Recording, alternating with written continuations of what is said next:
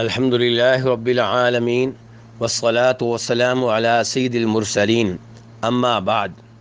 قربانی کرنا نبی علیہ الصلاۃ والسلام کی سنت ہے، اور آپ نے قربانی کرنے کی بہت زیادہ ترغیب دی ہے، اس بارے میں تاکید فرمائی ہے۔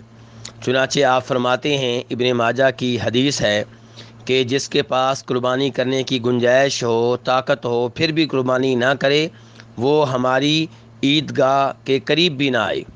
تو اس سے پتہ چلا کہ قربانی کا جانور ذبح کرنا چاہیے اور قربانی کرنی چاہیے۔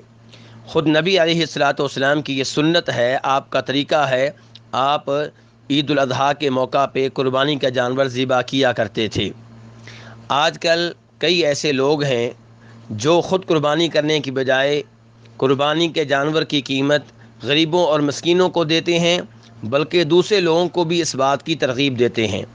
یاد رہے کہ یہ عمل درست نہیں ہے، یہ نبی علیہ الصلاۃ والسلام کی سنت سے اعراض ہے، یہ شریعت سے اعراض ہے۔ شریعت نے یہ نہیں کہا کہ آپ قربانی کے جانور کی قیمت غریبوں کو دیں، بلکہ شریعت یہ چاہتی ہے کہ آپ اللہ کی راہ میں قربانی کا جانور ذبح کریں۔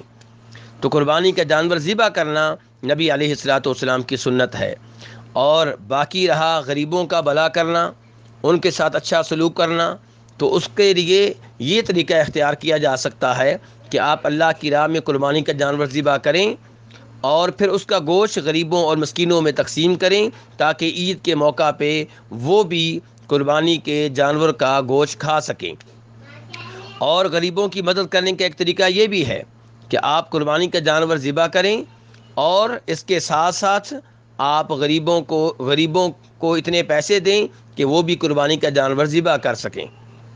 لیکن یہ کہ خود آپ قربانی کا جانور ذبح نہ کریں اور اس کی قیمت غریبوں اور مسکینوں کو دے دیں، تو یہ نبی علیہ الصلاۃ والسلام کی شریعت سے اعراض ہے، اور یہ درست نہیں ہے، یہ بہت ہی خطرناک سوچ ہے۔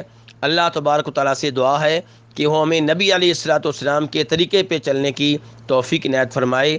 آپ نے فرمایا تھا، فمن رغب عن سنتی فلیس منی، جو میرے طریقے سے اعراض کرے، میری سنت سے اعراض کرے، وہ میرا نہیں ہے۔